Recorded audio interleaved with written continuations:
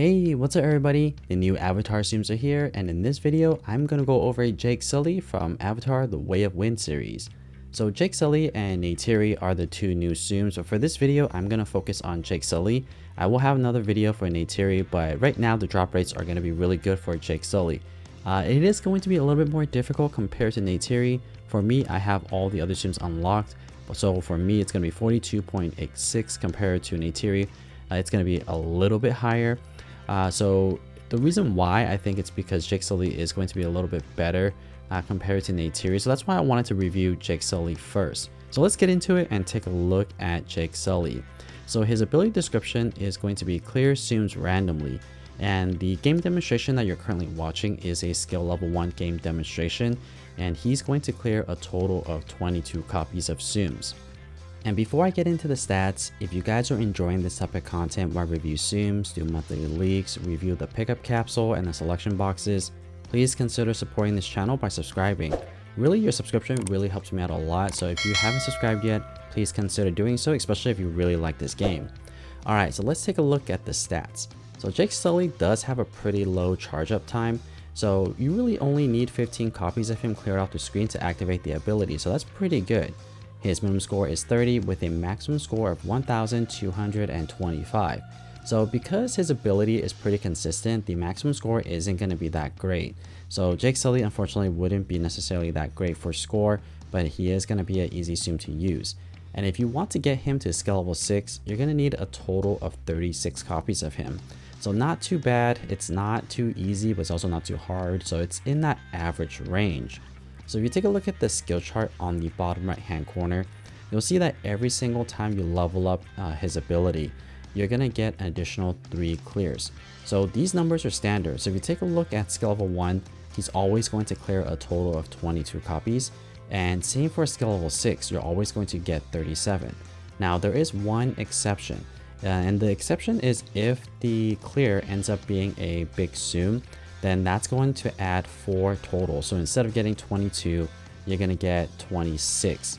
So that's one thing I like about Jake Sully, is that his ability is going to be very, very consistent. So you don't necessarily need to really set up the screen or anything like that. And actually, you probably want to avoid that.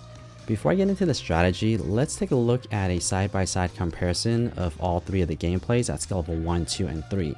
So the difference here is that Jake Sully at skill level 1 is going to clear 22 zooms, skill level 2 is going to clear 25, and skill level 3 is going to clear 28. And that's really it. Jake Sully is going to be a zoom that's really good for beginners or for those players that really want to just play mindlessly and not have to focus on the strategy or anything like that. Because all you really need to do is just activate his ability as soon as possible, and that's actually strategy number 1. If you know how to use the carryover effect, then you definitely want to use that for Jake Sully.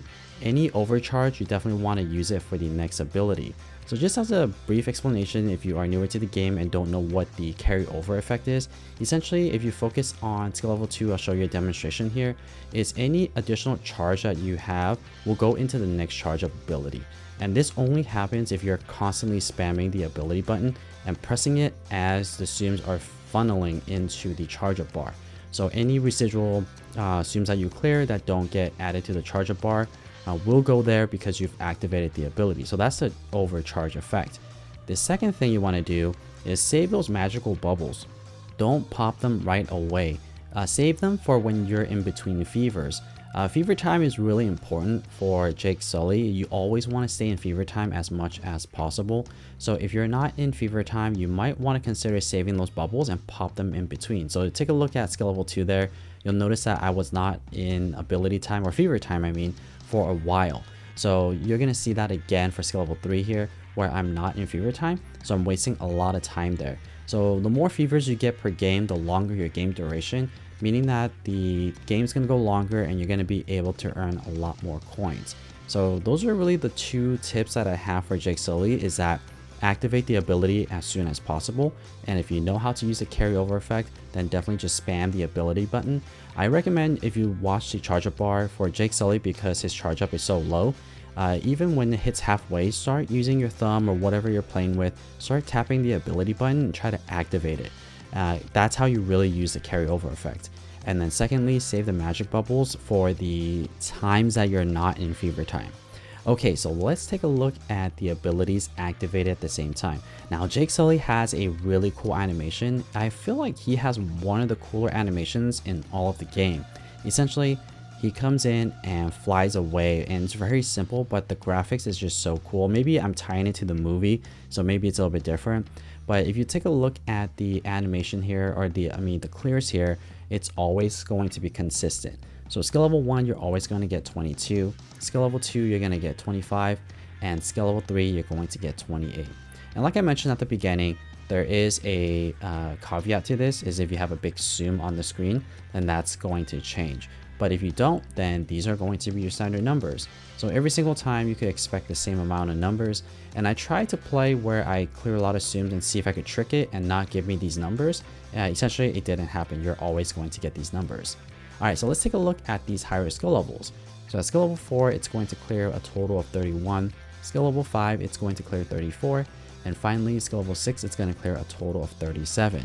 So significantly more when you're thinking about comparing it to skill level 1, 2, and 3.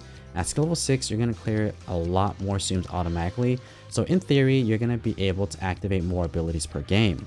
And the strategy for skill level 4, 5, and 6 is identical to skill level 1, 2, and 3. There is one thing that you need to look out for though, is that when you're playing Jake Sully at these higher skill level, there is a very good chance where you activate the ability and then you're going to go right back into fever time or ability time right after the ability.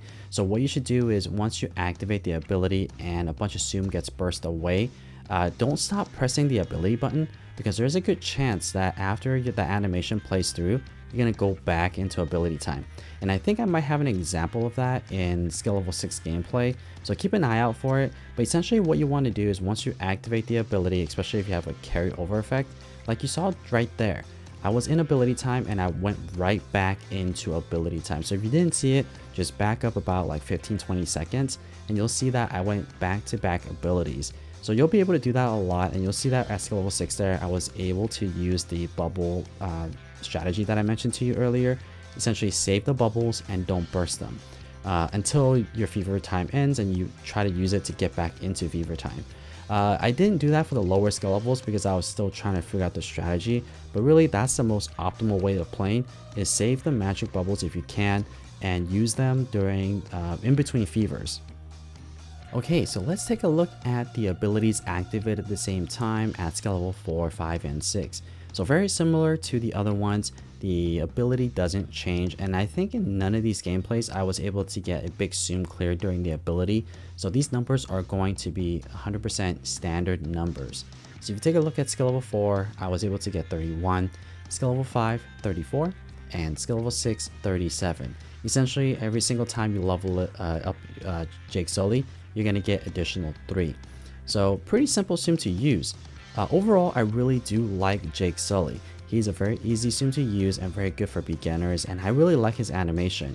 The only downside is he's not an amazing sim for coins. So if you're looking for a coin earner where you're going to earn a lot of coins, you're probably better off with one of the flower sims. Jake Sully isn't going to earn you a large amount of sims. And I haven't got Jake Sully to level 50 yet, so I can't say definitively in terms of score if he's good or not.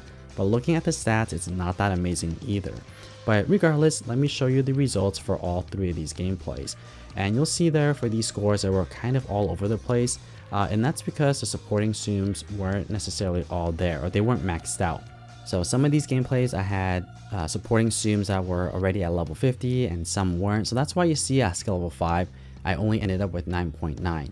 But I could say for sure though that Jake Sully is not going to be good for coins, for score. For coins, it's not amazing either, honestly. Skill level 1, I only ended up with 1,730, and it's not going to be until probably skill level 3 where you could use him for coins. And really, that's where you want to stop, I would say. Get him to skill level 3.